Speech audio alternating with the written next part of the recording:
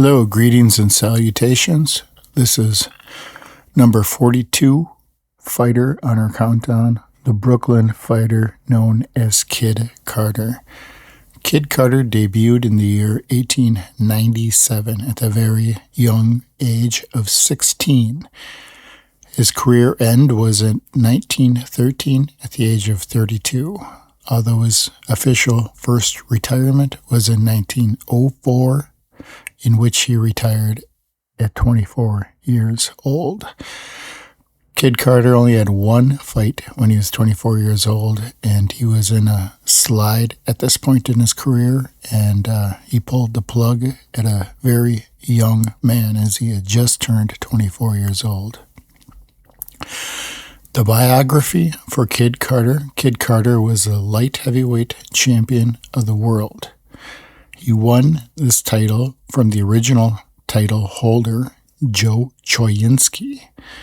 About 6 months later, he lost the title to another heavyweight title holder in Marvin Hart. This was in the year 1902. I'm going to go through the preliminaries here. First, I wanted to say, before I go through the preliminaries, that there's some interesting facts that I had about Kid Carter. The first being that he started his competitive rounds and ended his competitive rounds against the very same fighter, which is pretty remarkable. None of these other fighters in the countdown have started and ended with the same fighter.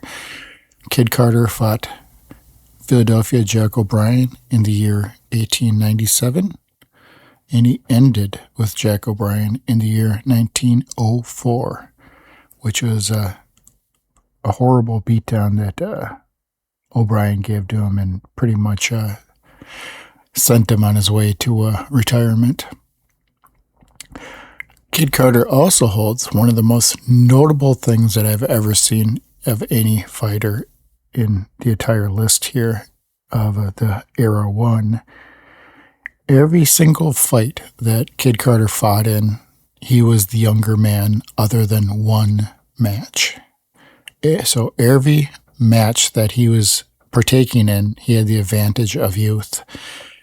The only fighter that was younger than him was when he fought the 18-year-old version of Sam Mcvey. And that was Sam Mcvey in very, very early stages when he was just a young kid at 18 years old.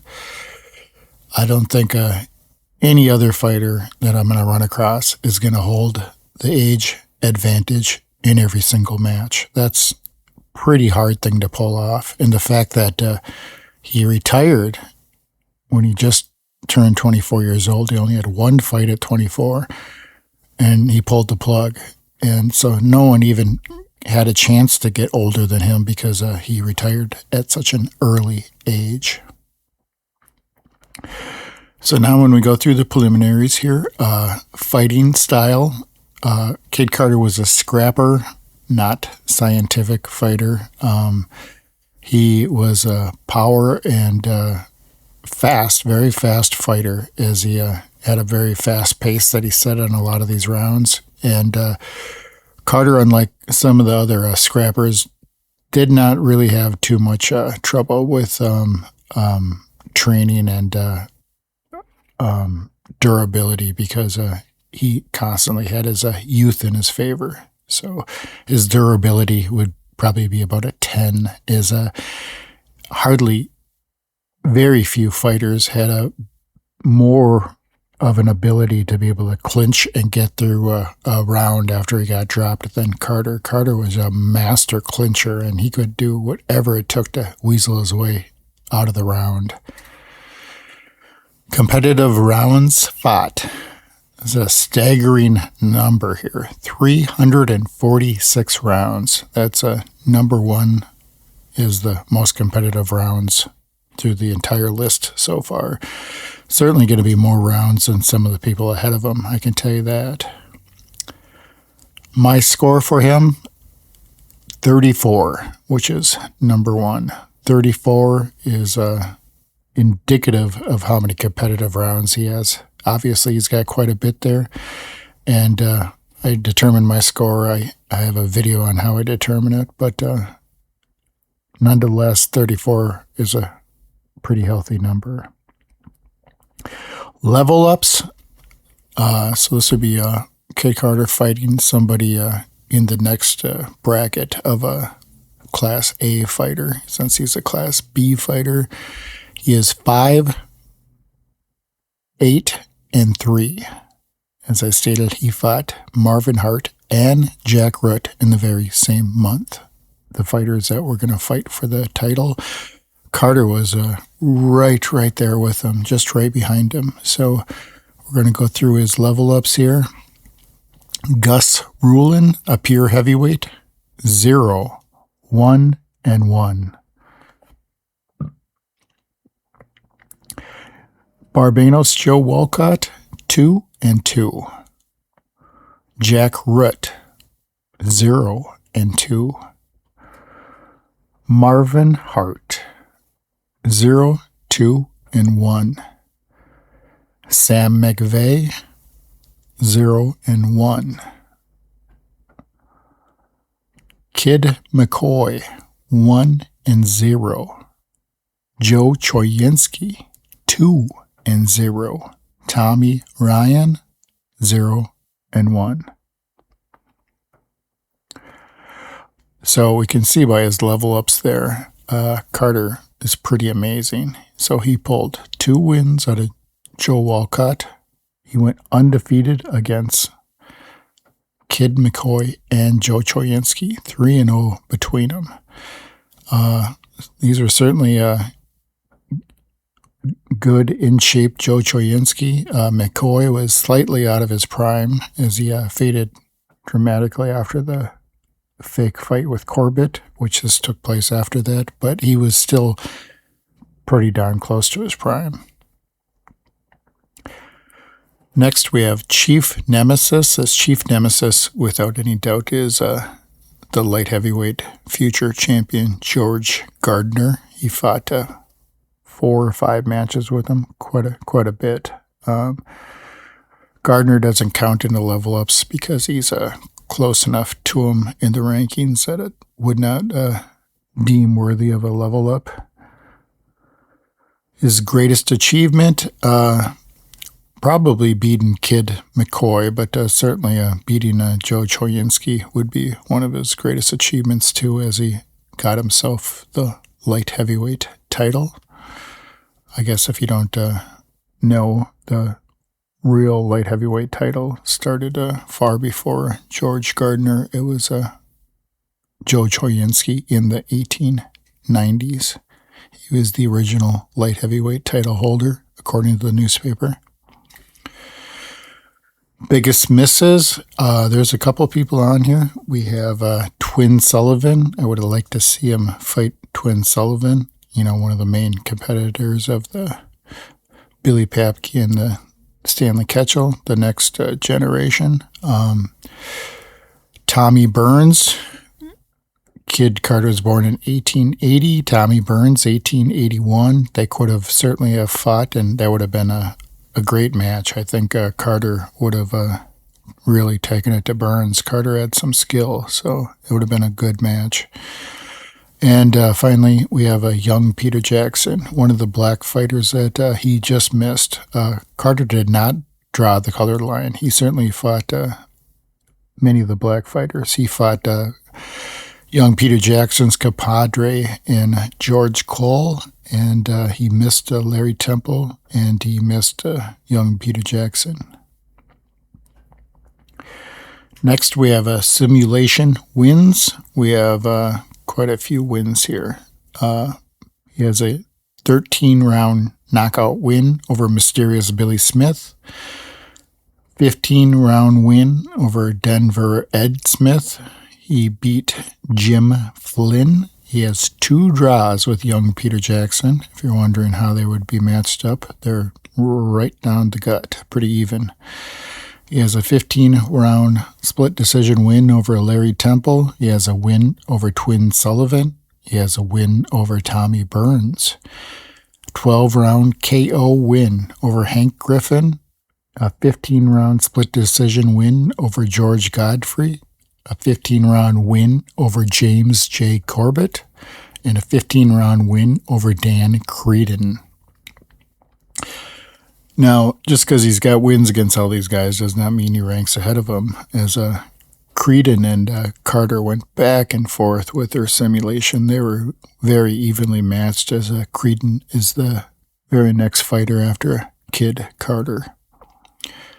They were matched up really good, and had they fought, I'm sure it would have been an exciting match, because both of them had a fair amount of power. Finally, we have the newspaper depiction. These are a few words from the newspaper accounts. A great in-close fighter can do a heap of punishment with short, quick blows inside the trenches. Everyone in the house knows of the kid's assimilation to take punishment, and his powers of ultra-quick recovery are world-renowned. He very much had that trait. A lot like Bob Fitzsimmons, he was able to recover rapidly, probably because he had a youth on his side in all the matches. That certainly had to benefit him greatly in the situation. So next we're going to do boxers born around him. I'm going to go on the master years, birth years log. We're going to just start... Kid Carter is born in 1880. So 1876, Jack Root. 1876, Marvin Hart. 1876, George Gardner. 1877, young Peter Jackson. So he faces 3 out of the first 5 there. 1878, Philadelphia, Jack O'Brien. The only one he misses is young Peter Jackson. 1878, Jack Johnson. 1878, Mike Sullivan. 1878, Jack Twin Sullivan. 1879, George Cole. 1879, Mike Schreck. 1879, Sandy Ferguson. 1879, Joe Jeanette. 1879, Jim Flynn. 1880, Kid Carter. 1880, Jim Driscoll. 1881, Jim Savage. 1881, Denver Ed Martin. 1881, Tommy Burns. 1881, Mike Donovan. And 1881, Jess Willard. And then 1882, Larry Temple. So those are the fighters born around Kid Carter. So Carter fights most of these fighters born before him. He fights George Cole, Philadelphia Jack O'Brien, George Gardner, Marvin Hart, Jack Root, and then some of the fighters farther back. Almost all of the fighters, I guess, here. Yeah, I mean, all of them that are born after him, he does not face, as he cuts his career pretty short. He does fight George Cole, which was right next to him in birth year, in 1879. He's missing a whole bunch of fighters there. It's unbelievable, as long as a career that Jim Flynn had, that Flynn never fought Carter, being the fact that they're born right next to each other. And Jim Flynn's got 1 million matches, but Carter pulled the plug pretty rapidly on his career and never got a chance to fight any of these fighters that were starting to develop after the reign of the Marvin Harts and Jack Roots. So now we're going to go through the competitive rounds fought of one Kid Carter and bring you the newspaper notes of the matches. All right, we get started here. Kid Carter made his debut at the age of 16 only in the year 1897.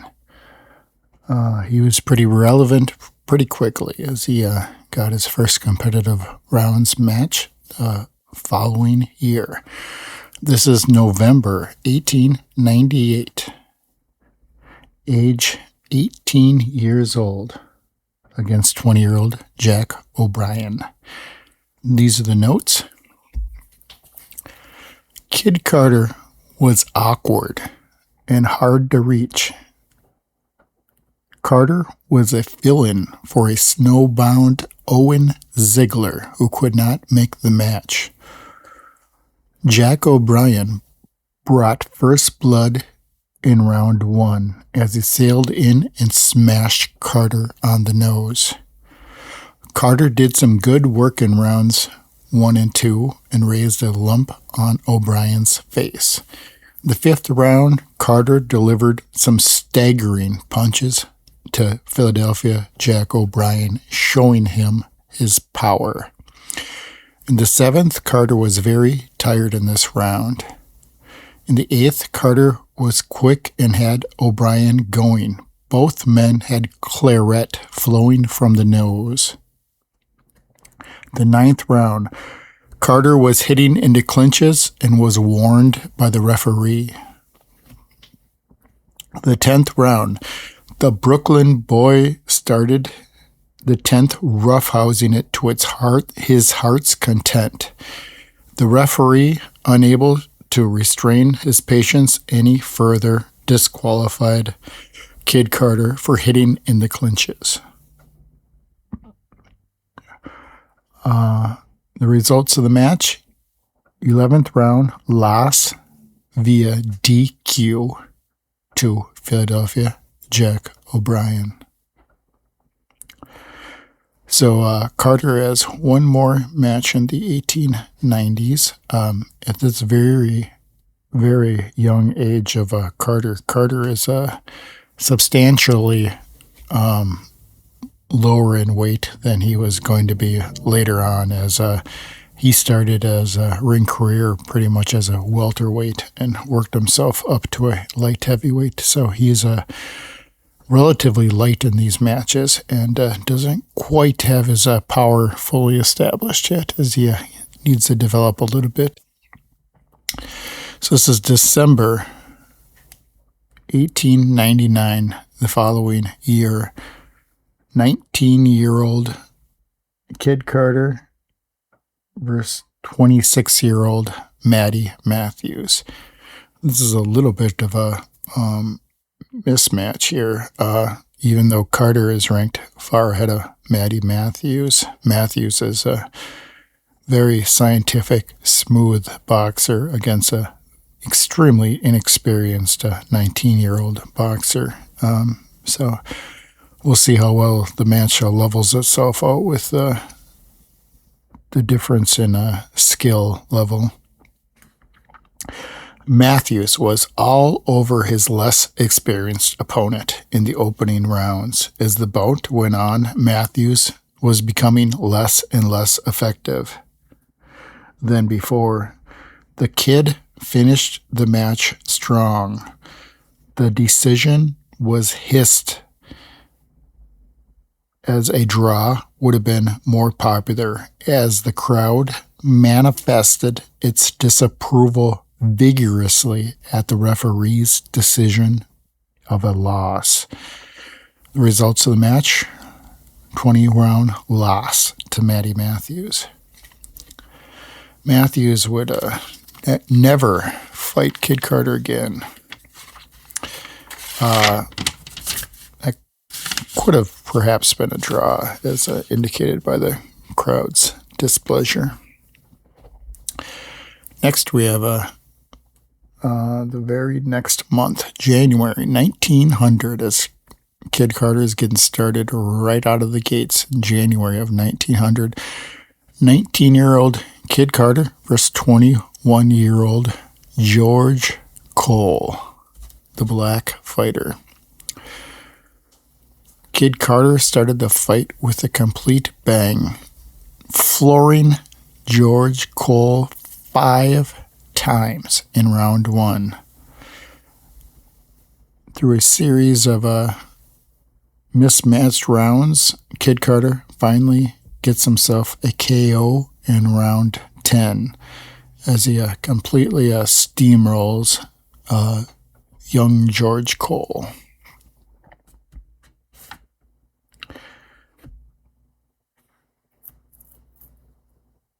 Next, we have May 1900. This is against one of my favorite fighters. This is a fighter that I'm sure almost all of you are never going to heard of. And he has got one of the all-time great names, the Wild Man Hanrahan. Wild Bill Hanrahan. These are the notes from the fight. Kid Carter had the fight well in hand, but Kid Carter got careless, and Hanrahan sent his right, and Carter went down. The following round, Carter was tired and was floored again. In the 12th round, Carter could barely stand and was floored by an uppercut. The results of the match: loss, KO in round 12, as Wild Man Hanrahan gets himself a victory over Kid Carter. Now, Hanrahan, I'm going to do a profile on, or a little short video on, is he is a very, very good fighter. And one of the reasons you do not know about him is that he got his ring career cut short because of death. So he's one of the fighters that didn't get to see his promise fulfilled via death. But incredibly enough, he's a very, very competitive, and obviously has got a very high ceiling because he is pushing guys that are pretty far up the list of a Class B fighter, to the limit there. He got himself a victory over Carter there, so he's obviously much better than just a journeyman or a Class D fighter. He's something that's a little bit better. Okay, next we have in the very same month, May 1900, George Gardner, number 1. This is going to be the first of several matches with the great light heavyweight champion, George Gardner. These are the notes. A wicked contest throughout. Carter was taking a beating and finally headbutted Gardner one too many times. Gardner, easily the more clever, but his clean hitting was not making the impression it should have, and doubts whether he could secure a knockout were abound. Carter seemed to always have a fund of a reserve force to make his dangerous antagonist worry. Round 15. Kid Carter's younger brother Joe attacks Gardner in his corner. Blows are exchanged, and they wrestled on the floor when the round was started.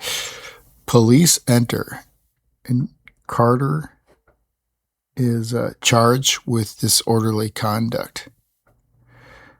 That's Carter's brother. Kid Carter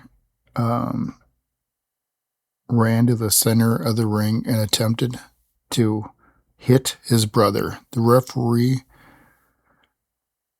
warned not to coach his fighter in action. Carter avoids a knockout. So, complete mayhem there. George Gardner is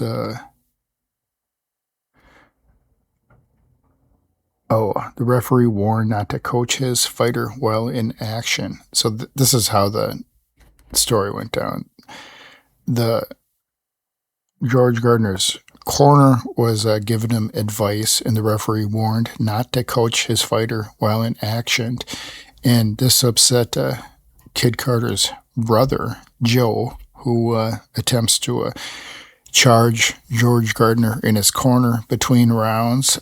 He wrestles George Gardner to the floor, and then complete mayhem ensues. Police enter, and of course, George Gardner is disqualified.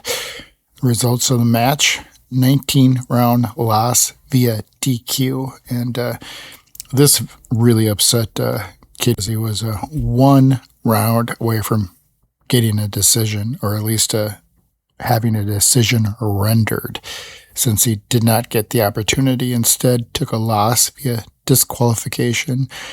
And this was the last time that Kid Carter had his brother in his corner. So next, we're going to have a fight 2 of this trilogy between Kid Carter and Wild Man Hanrahan. This fighter features 2 20-year-old fighters against each other, as they were very similar in age. These are the notes for the fight. By the end of the second round, Hanrahan put a right over an already puffed up eye and split it open.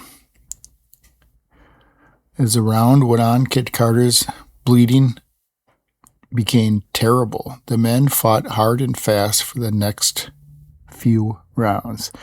The 5th round, Hanrahan did some hard work and stunned Carter, following with a vicious swing that made Carter wobble. Another jab, and it drew blood on Carter's nose. In the 10th round, in a fierce mix-up, Carter landed a jolt on the jaw, which knocked Wild Bill Hanrahan out cold. Results of the match: 10-round KO win over Wild Man Bill Hanrahan. This looks like a match, in fact, that Carter was losing. He got himself a Hail Mary and scored himself a knockout victory, as Hanrahan had Carter wobbling, and he almost had him gone, as he was a bloody mess from the abuse that Hanrahan was dishing out. So a few months later, October 1900, we get the rematch, the 3rd in the trilogy, against Wild Man Bill Hanrahan. This 3rd match of the trilogy was the best match, and this is by the newspaper accounts stating that this was one of the greatest matches ever seen in the entire history of the city. It was said that the bout last night was the best and most interesting contest ever given between big men in Hartford. Some declare that Carter should have been points winner. There were no fouls in the fight, as it was fought clean. The first round was the most terrific round of fighting action ever seen here in the history of the sport. By the 3rd round, they began to weary, both realizing that there was dangerous power in the knockout attempts, and both were looking for knockouts. In the 4th round, Hanrahan gives a straight left that puts Carter down. He bounces up fairly quickly and misses some retaliation. Heavy, fierce action between the 2 fighters. Carter had the best of it and drew first blood. In the 6th round, Kid began with confidence. Kid Carter was making a chopping block of Wild Man Hanrahan, and everyone expected it to be over soon. But nobody knew anything of Bill Hanrahan's powers of endurance. In the 7th round, by the end of the round, Hanrahan was wearing down. In the 8th, Hanrahan's punches lands and looks that hurts the red face of Kid Carter, whose pace was slowing down now. In the 14th round, the gong sounded. Hanrahan was barely standing. The fight ended as it began, with both fighters fighting for all it's worth. Kid bled freely from the hammering on the mouth that he took. Results of the match: 20-round draw.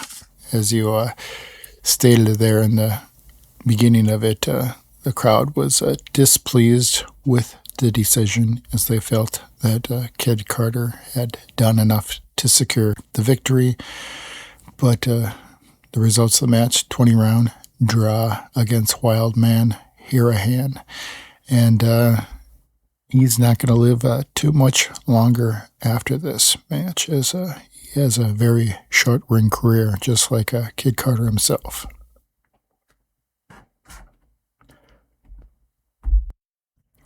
So shockingly enough, that put Kid Carter in position for a title fight.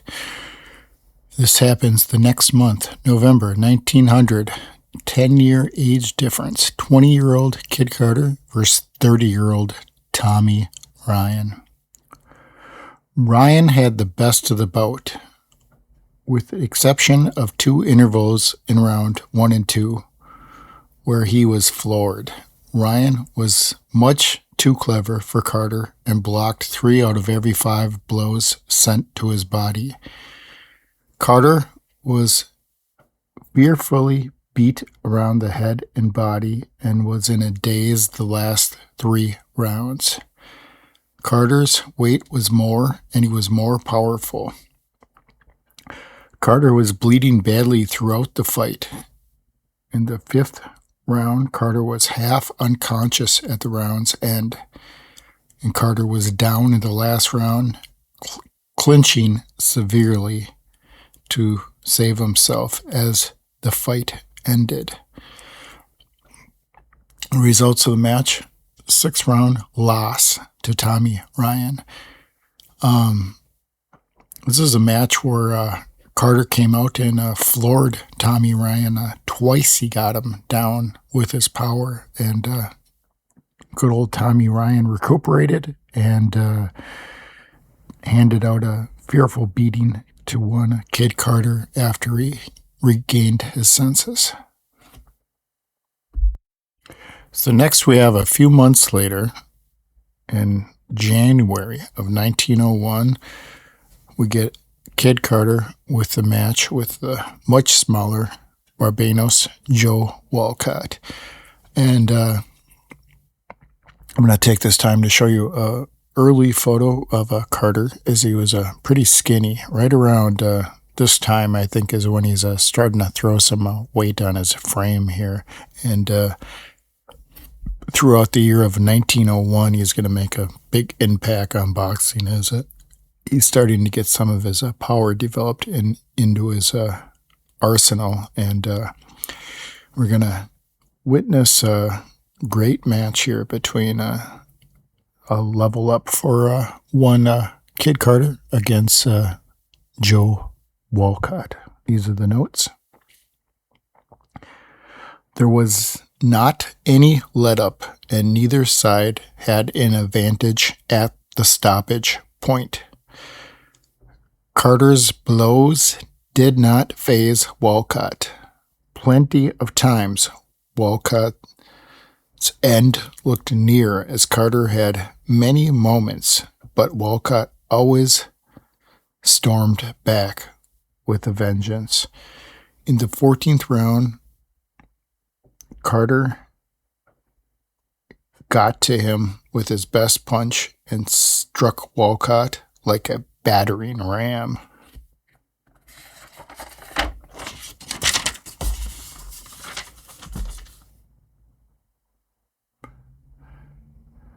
But Carter could not put Joe Walcott down, and eventually this match ended with a low blow and was disqualified. The Kid was starting to show his superiority over Joe Walcott when the match was stopped. But some of the newspaper accounts state that no fighter held an advantage, but nonetheless, 19-round win via disqualification over one Joe Walcott.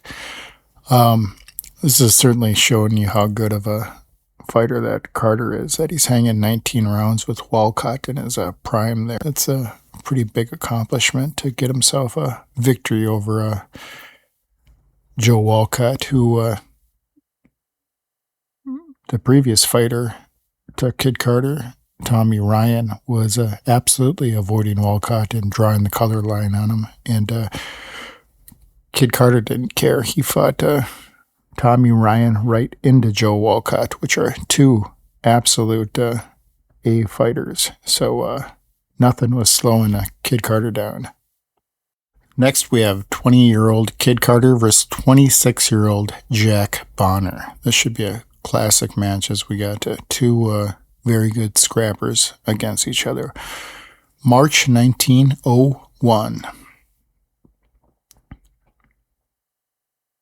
One of the best fights ever seen in Louisville. Both were staggered a half a dozen times. Bonner refused to go down. Tommy West was in Kid Carter's corner, and he anticipated vengeance from Charlie White in a decision for the Mustard Gate bout. When the bell sounded, both were blindly staggering around the ring. Tommy West says, "It's a cinch Carter beats Tommy Ryan," as they signed to fight the following year. As Carter is backing up his fighter, Kid Carter.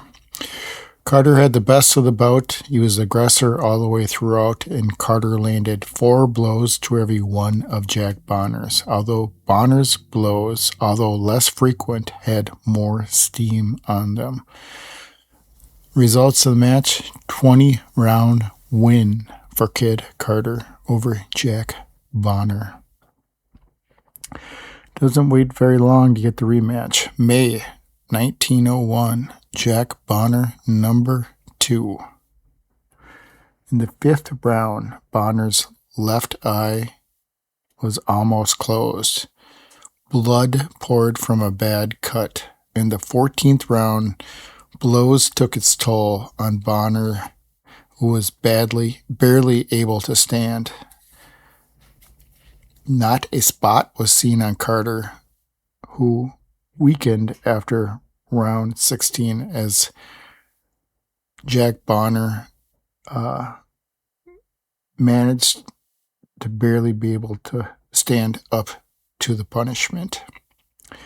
Results of the match: 20-round win again for Kid Carter over Jack Bonner. That's the last time those two will fight. Next, we have June 1901, his match against Jack Root. So next we have the match with Jack Root in June 1901. This is when Kid Carter goes on quite a tear here. He has a 5-run match of all Hall of Famers and Class A fighters. He fights Jack Root into George Gardner, into Joe Walcott, into George Gardner, into Joe Choynski. Every one of those guys held a belt at one time. So this is described as one of the best, hardest fought contests ever fought here in some time. This was pretty consistent with many of the headlines from his matches, as they were some of the hardest fought contests of some time. I'll give you the notes here. In the 6th round, both men had cuts and were bleeding. In the 7th round, Carter took his punishment well and was strong. Rounds 8 and 9 were quite even, both taking heavy blows. Round 12, Carter had the fight well in hand when the fall was delivered. Round 13, Carter was down twice from pushes or throws, and Carter lands a body blow that floors Root. Supposedly, Root says the blow is low, but they are not granted a foul.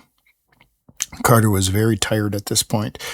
In the 14th round, the amount of punishment taken by both men was great. And finally, in the 15th round, let's see what we have here. Carter hit Root in the pit of his stomach, and they wrestled on the ropes, and down fell Root. Just as his knee hit the canvas, Carter landed a blow that got him disqualified. Root claimed that the low blow was a punch, but that punch was legal, however. But Carter struck Root while on the canvas and lost the fight that way. As they stated, Root's knee had just hit the canvas when Carter connected with him. Seems pretty ticky-tacky, but that's how he got disqualified.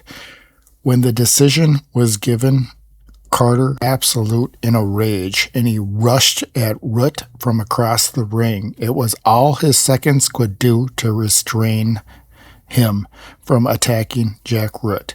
Root was bleeding badly in the corner. Carter was cheered wildly as he left the arena. The referee's decision was booed greatly.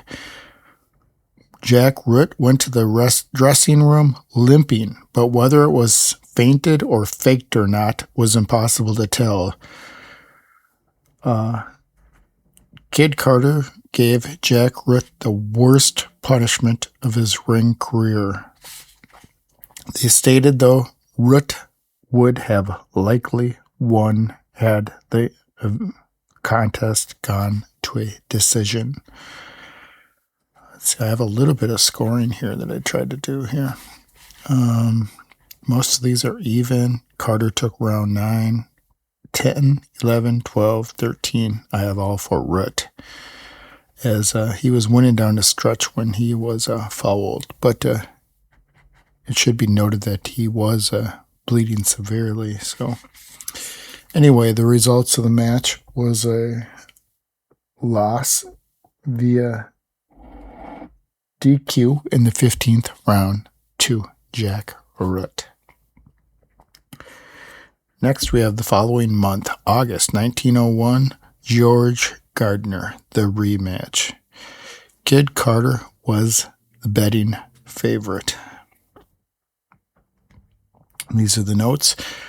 In the 10th round, Gardner's right hand became disabled. 7 times down was Carter, but the bell saved him. Round 17, as he was carried to his corner, he insisted he wasn't KO'd, but his seconds threw in the sponge. Gardner had not a lot of punishment shown. Carter's mouth was puffed up like a muffin. Lumps under his eyes and scarlet from his nose ran like blood. From the 14th to the 16th, Carter seemed to be evening things up, but Gardner was resting in the 17th, and he knocked Carter around the ring. In the last round, results of the match: loss via TKO in round 18. So he quit between rounds there as corner threw in the sponge from the heavy punishment that Carter was receiving from Gardner. And it states on there that Gardner did not have too much damage established, as at that point George Gardner's really separated himself from one Kid Carter. Next, we have following month, October 1901, Joe Walcott. Joe Walcott is a 10-7 favorite in the match. These are the notes. It seemed a marvel that any man could take the punching on the jaw the white man took and come back fighting when the bell rang. Carter was all but out. He lost heart when his punching in the wind came. He was ready to quit. In the 7th, the instant his knee hit the canvas, he was complaining foul in Joe Walcott. The men wasted no time getting at it. Walcott was like the aggressor, but Carter hit him hard, coming in several times. Carter beat Walcott to the punch repeatedly. Walcott at times looked as if he feared to mix it up with the kid because he feared his power. Punishment was even until the 6th round. So, results of the match: win, KO, in round 7. As I stated there, the instant his knee hit the canvas, he was complaining of a foul. So at least it's Walcott distributed quite a bit of punishment to Kid Carter there, because the statement says it seems like a marvel that any man could take the punching on the jaw that the white man did and come back fighting, which was, again, what I stated at the very beginning, Carter's amazing powers of recuperation.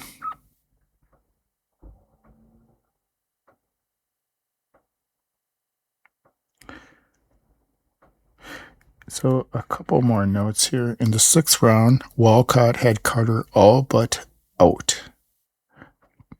Only grit saved him.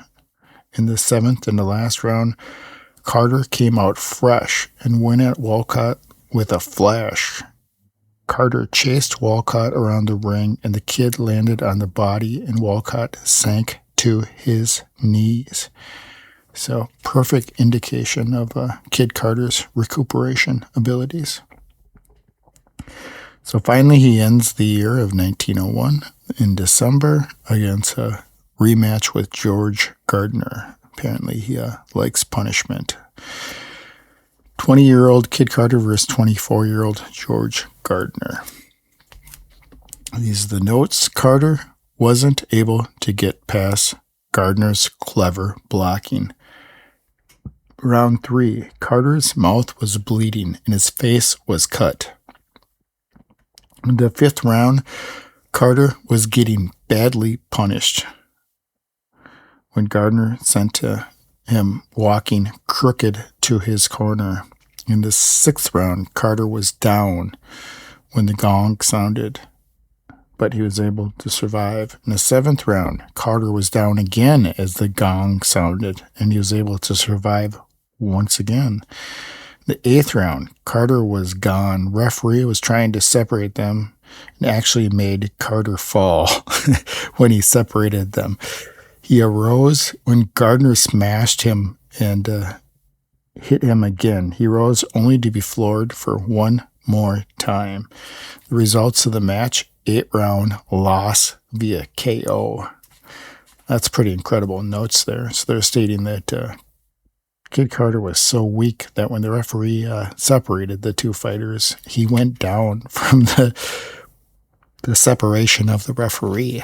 That's really out on your feet. But it's amazing that it's exactly what I'm saying. He survives multiple knockdowns there. It takes Gardner like 4 or 5 knockdowns able to get Carter to go out. Just incredible, like what the guy can do. So next we have March 1902. This is 21-year-old Kid Carter versus 33-year-old legend Joe Choynski.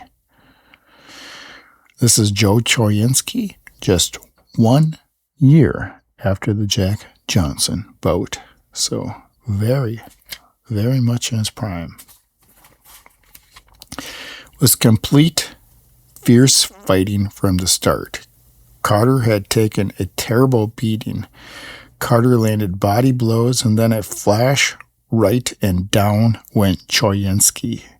Instead of endeavoring to clinch, he began to slug it out. After several misses, Carter lands a blow that falls on Choynski's jaw. The blow had such force in it that it lifted Joe Choynski clear off his feet, and he landed on the top of his head, and it was thought that he was seriously injured with a spinal injury. But the physicians and handlers attended him quickly. He was brought to his senses after being unconscious for a full 10 minutes.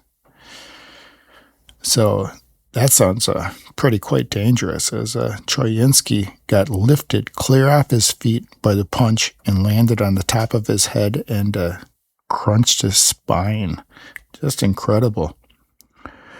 So perfect example where he should have backed off and gave himself some time to recuperate instead of going right at the fearful one in Kid Carter, who took advantage of it and knocked him to kingdom come. I mean, completely knocked him out. Knocked him out so hard he was out for 10 minutes out. Like, that's pretty severe knockout. So,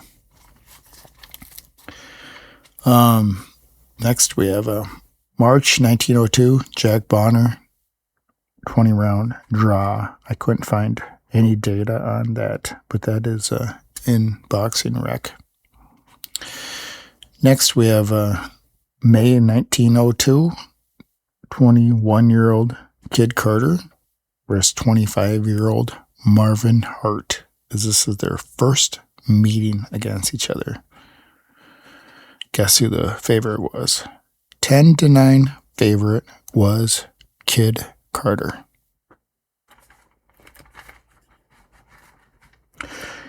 These are the notes in what was one of the hardest fights of Hart's career. The best round was the 6th round. Carter had Hart going at one point. Each went in for knockout blows. Both men staggered to their corner. The fight was even through 7. And the 8th, both staggered to the corners again. It was a seesaw affair, back and forth. In the 8th round, Hart lands a smash that splits Carter's nose, but he absorbed the blow. Hart landed a hard right hand in round 9, and Carter was up at the count of 3, staggering around only to get another smash and downed for good. Carter was cut up to ribbons. When the knockout blow was given, Hart himself seemed barely able to stand, as it was a rugged match with back-and-forth action. The results of the match, 9-round loss via KO. That just seems like neither one of the men had enough stamina to barely go on. Interesting enough, it says that Hart seemed barely able to stand when the knockout blow was given. That's pretty amazing.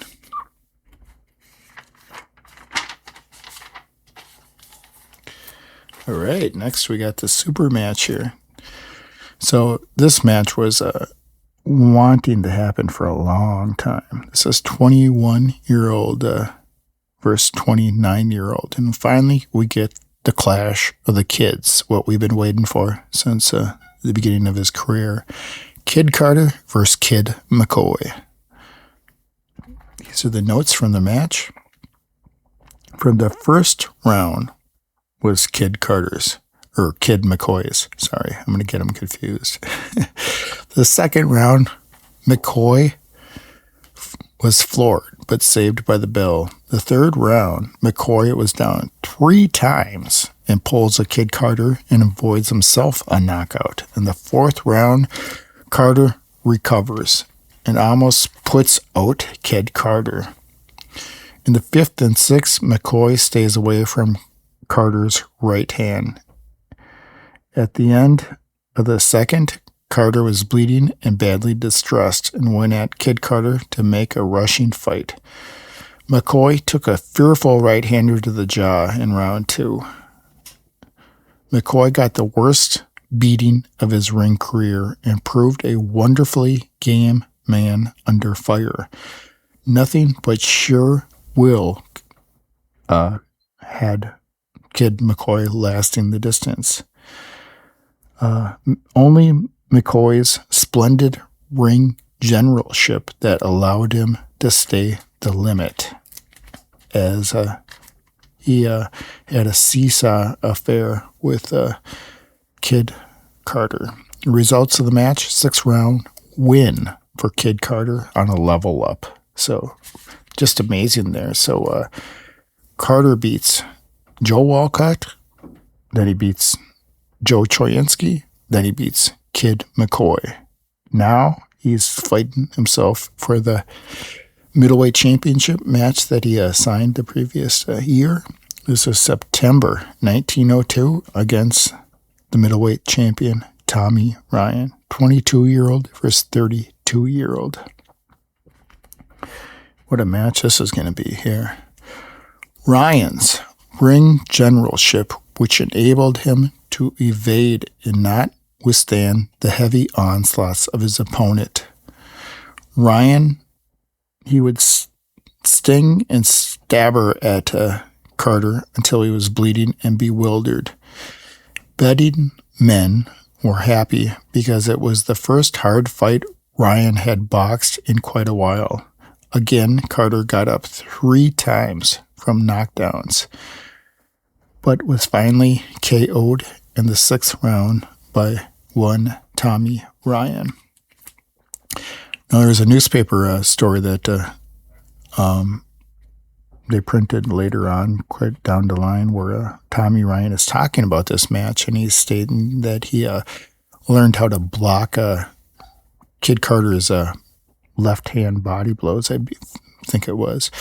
And he kind of got himself pulled a acting job and trying to act like the body blows were hurting Tommy Ryan. He acted as if they were hurting him. And he got himself in a position where he finally, Carter landed him with a really hard body blow. And Ryan was like, oh, he kind of bent over in pain. And Carter dropped his hands for a second as, he was looking at his work and admiring it. And Tommy Ryan, who was acting, sprang up and hit him on the jaw and put him down. And then he survived that round, of course, like Carter always does. And then his corner was yelling, you haven't got him knocked out yet. And Ryan's like, well, I'm going to knock him out pretty quickly because he's hurt pretty bad.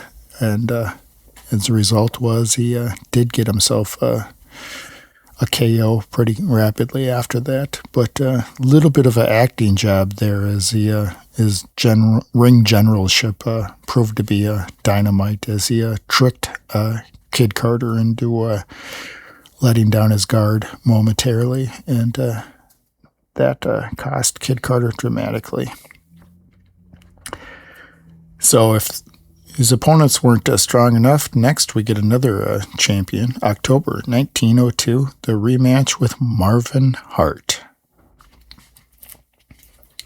Hart immediately started as the aggressor, as he wanted Kid Carter out rapidly. Carter was surprised by the speed that Marvin Hart was displaying. Hart was 10 pounds more heavy than Kid Carter. In the 2nd round, the Kid rallied and opened a cut over Hart's eye. It bled profusely all through the remainder of the bout.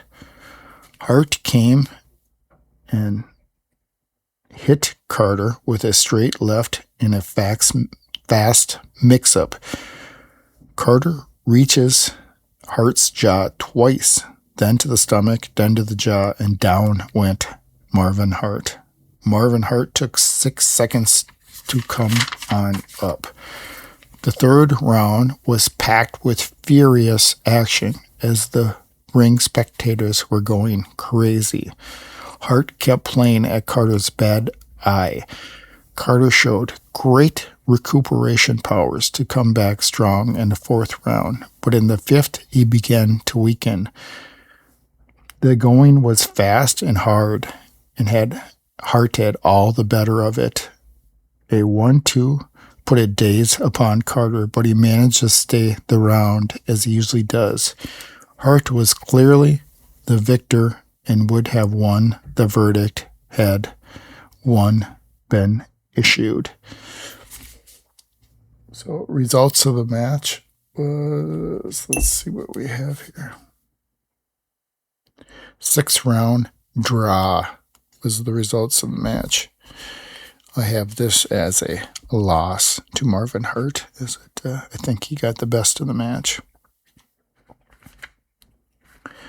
So next we have the same month, October 1902.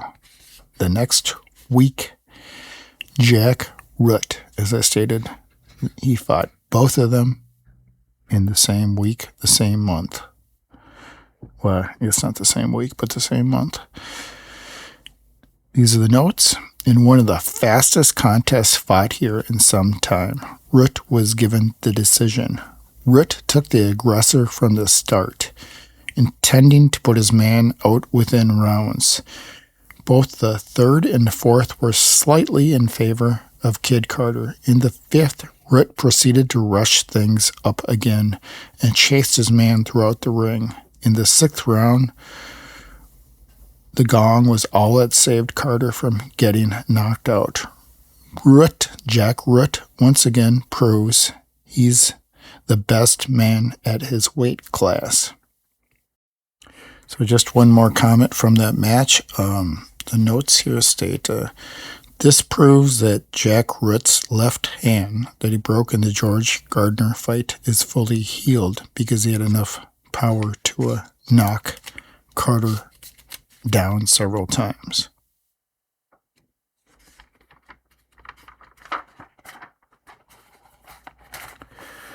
So these are 2 more matches in the same year. Kid Carter is one of the most amazing calendar years of all time here. He's just going from Hall of Famer to Hall of Famer to Hall of Famer.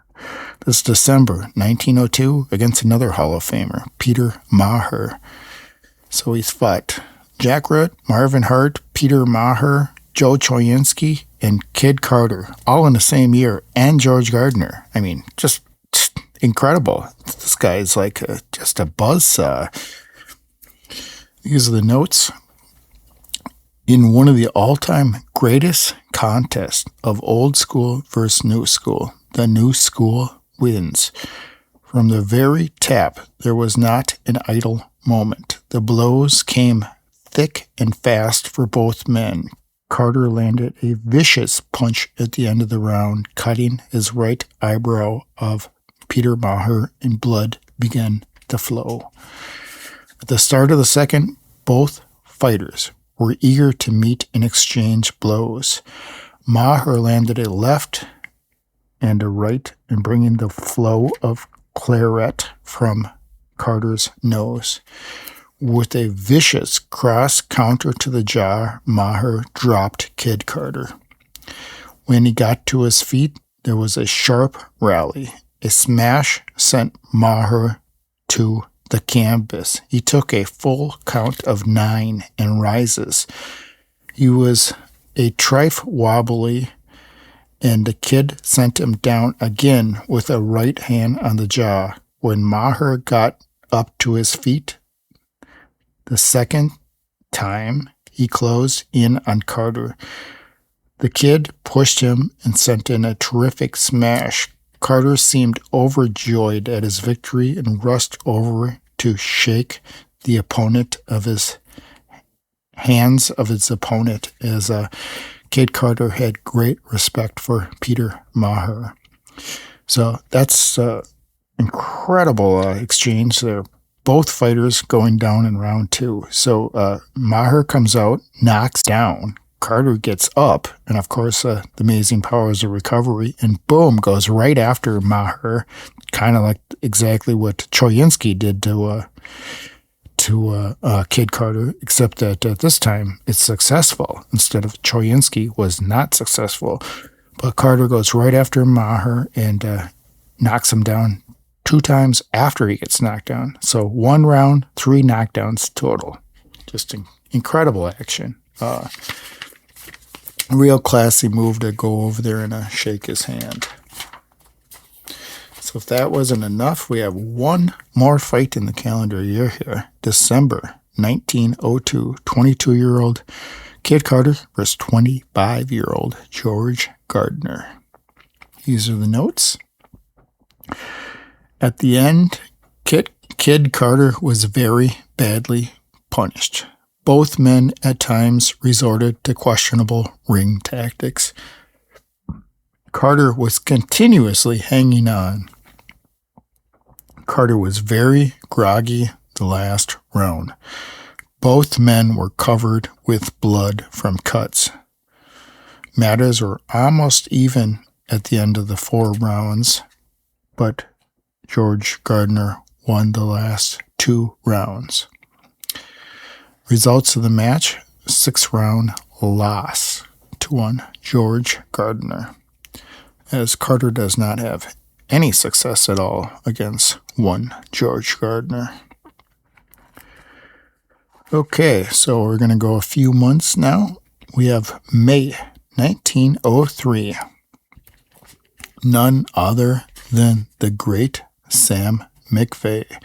22-year-old Kid Carter versus 18-year-old Sam Mcvey.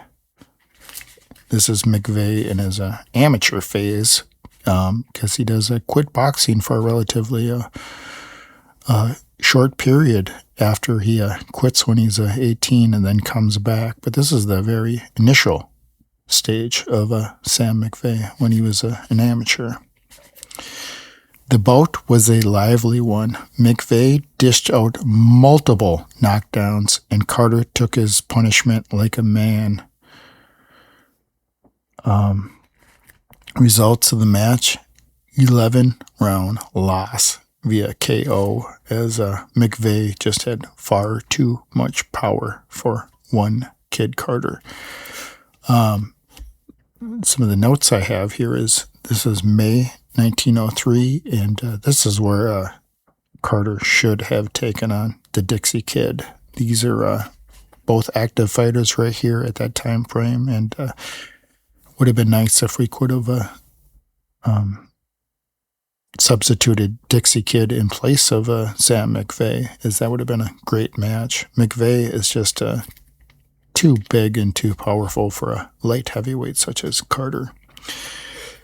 And giving further indication of this huge amounts of punishment that poor Kid Carter is taking here. So we have a few months later, in July 1903, Philadelphia Jack O'Brien, their second match. The fight was a hard, clean fight, very fast from the start to finish. Both men took huge punishment, and neither was badly hurt. O'Brien drew first blood as a cut over the nose and eye began bleeding in round 1. The Brooklyn man put up a vigorous fight, but O'Brien was too good with clever footwork. O'Brien managed to dodge a dozen blows that would have ended the fight. The Philadelphia man was fighting him so fast that Carter's blows went wild as he always clinched. Carter had the best of the bout. Carter took only 1 round, round 4. Results of the match, 6-round loss to Philadelphia Jack O'Brien.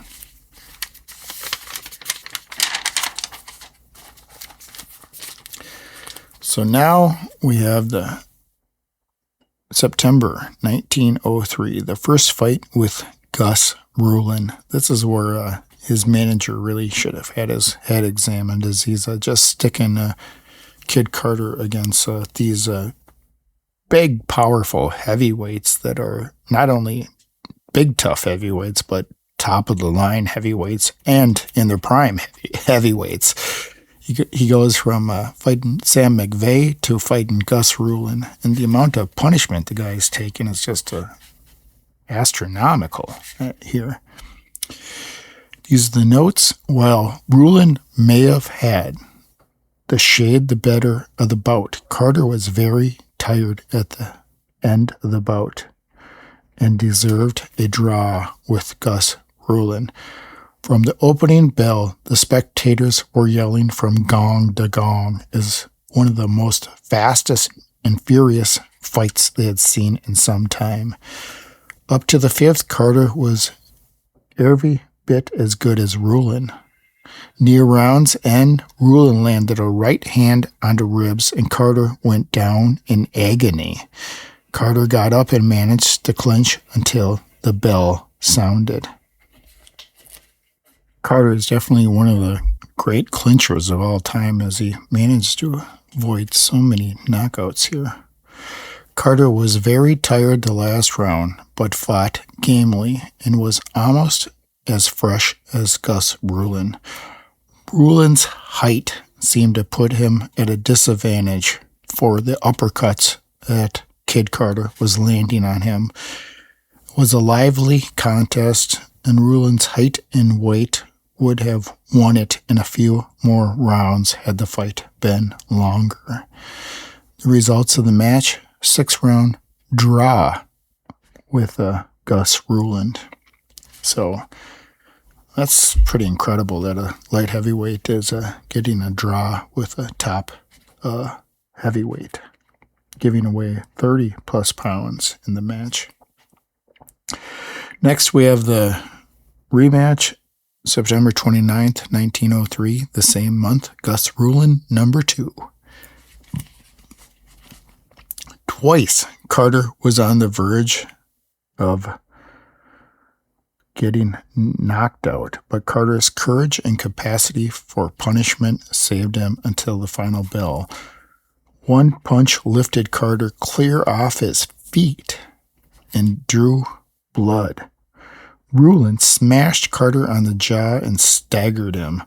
In the 4th round, Ruhlin lands blows on Carter as he takes a 7 count and stays the round. Carter made a sensational finish, mixing it up viciously. Ruhlin met by pounding his body and hammering his jab home. Results of the match, 6-round loss to Gus Ruhlin as Kid Carter absorbs huge amounts of punishment in the 2 matches with Gus Ruhlin. Now we have the next month, October 1903, Joe Walcott. This was their 3rd bout. And these are the notes. It was of the opinion that a draw should have been the worst that Carter should have received. Both men took heavy punishment. The first round, Walcott landed a punch and floored Carter. And of course, lasted the round. The second round, a right sends Carter to the floor again. He got up to his feet and was groggy when he went to his corner. It looked like a short bout, but Carter came out strong in round 3 and recuperated quickly. Both mixed it up heavily. Walcott looked for finishing blows as the fight neared the end. Carter's right was in good form. The 4th round had a Walcott groggy. After the 11th, Walcott stormed Carter with smashes and had the better of the fight. The results of the match, 15-round loss to George Walcott.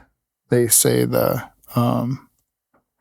draw was opinion that it should have been the worst that Carter should have received. So that their bout might in fact be a draw.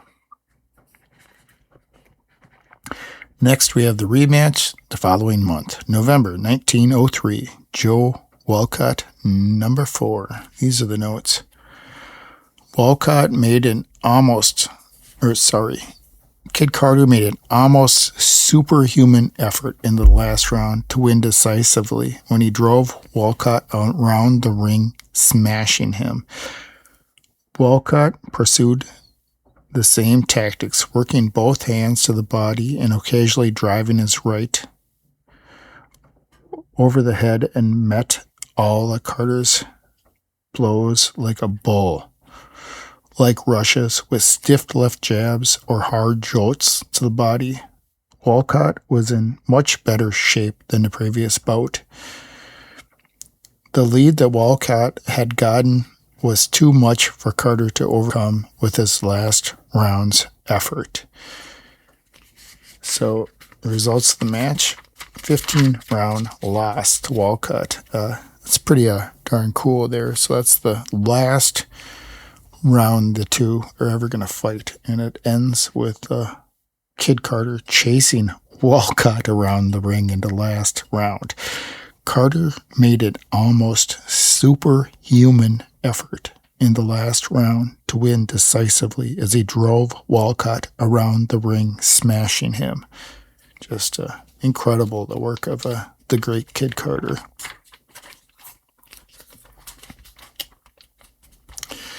Next, we have December 1903, Marvin Hart number 3.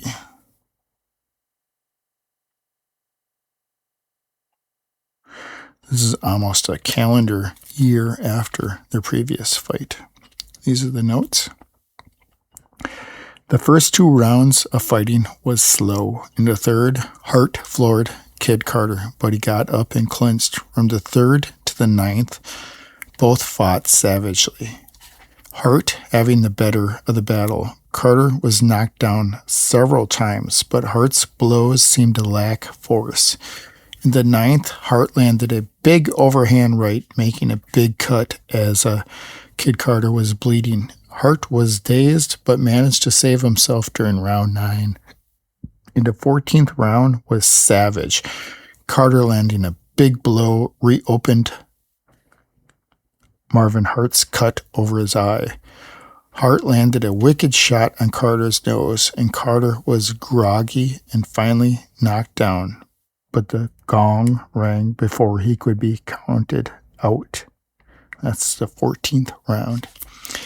Last round, 15th round, both contestants went at it to win, but Carter was so plainly outclassed the referee stopped it. After Carter went down twice, the bout was the most savage and furious seen in ages in the city of Boston, as the men fought like tigers. The result of the match, 15-round loss, TKO, ref stoppage. So the next match is January 1904. Carter's only got a few matches left in him, as he's going to start fading rapidly, as he does not have much left in the tank. But he has one last little bit of success here, is he gets himself a rematch with Choynski in January 1904. It was 2 minutes of the most fast and furious fighting ever seen. Both men were staggered by heavy blows, and it was blow for blow, a deadly mix, when suddenly Carter sent in a terrific body blow that doubled Choynski up, and down he went. He immediately claimed it was a foul, but the foul was not allowed by the referee. It was the worst decision ever given before in boxing gym. The apparent low blow was seen by everyone in the crowd but the referee. Choynski didn't recover for 10 minutes and was carried from the ring. It was a police mess as a riot ensued, and the referee's decision was greeted with boos and hisses. So the results of the match, first round KO win. Apparently it may have been a foul, as Choynski didn't recover for 10 minutes and was carried from the ring. So the crowd wasn't too darn happy with the results of that match, as they started a riot, and it was a mess for the police. No fault of Kid Carter there, I guess, unless he low-blowed him. So we got a couple matches left here. 23-year-old Kid Carter versus 26-year-old George Gardner, February 1904. As you can imagine how this fight's going to go. Fight number 5. Carter looked very faded. Gardner brought blood in the 3rd round. Carter was down in the 4th, the 5th, and the 6th round. But he managed to not get knocked out in any of the rounds. Even though he lost all 6 rounds, the results of the match was a 6-round loss to George Gardner. Next, we have March 1904. George Cole. Of course, Carter already beat George Cole. This is the match number 2. And this really shows you how faded he was. Carter was battered, hammered, and lambasted around the ring by a man 20 pounds lighter than him. The result was a tremendous surprise. It marks Carter's retirement from contention status as he was lifted to his corner like a helpless wreck, bleeding like a stuck pig, as it was a sorry sight for the once great middleweight champion. April 1904, his last fight. As I stated, he started and ended with the same competitor, Philadelphia Jack O'Brien. Carter was dropped several times. It was a mass of blood and a sorry-looking spectacle at the end of the 3rd round when the referee stopped the match. The results of the match, 3-round loss via TKO. So at this point, Carter is only 23. He has one more fight. This is in November. So it's a good solid 5 months later. He only manages to lose again to a fighter named Jack Williams. The same result, a loss and a TKO in round 3. This is the only fight that he fights when he's 24 years old. Just that one fight. And after this, Kid Carter quits the ring. The following year, I think it is, 1905, he announces retirement from the ring, and he buys himself a bar or a pub or a cafe, it's described, and he starts running business with some of his ring earnings and decides there's better ways to make a living than to go about getting your brains bashed in. As I stated, it was a pretty darn good decision by Carter's part, as he lived to be quite old. He dies in the year 1935. He dies on November 10th of 1935. I guess tuberculosis eventually takes him, but at that point he's a pretty old man as he lives through multiple decades. And there's some of the newspaper quotes as they're talking about Stanley Ketchell's rise. This is a matter of 4 years after he quits. He fights till November of 1904, and in 1908 he was stating that he was glad that he wasn't an active middleweight and having to face the likes of Stanley Ketchell, as he obviously had some significant power, and he said he was grateful that he doesn't have to endure ring beatings any longer. So he was smart and quit himself early. One of the very few fighters that really quit at the age of 23, and they did not die. Most of these fighters, when they're quitting at that age, experience some type of tragedy outside of the ring that's preventing them from, fighting further. But not the case in Kid Carter. He lived to be an old man, and he just quit because he had nothing left in the tank. he was pretty used up after the Gus Ruhlin matches, as his manager just basically moved him along too far, too fast, and he had no business in there against, full-fledged heavyweights like Gus Ruhlin and Sam Mcvey. He wasn't that good, and he was giving away 30, 35 pounds and taking tremendous beatings from the amount of times that Kid Carter went down in his career. I mean, we just went through all of his ring fights there. The amount of times that he was knocked down, it's got to be like 20 plus probably.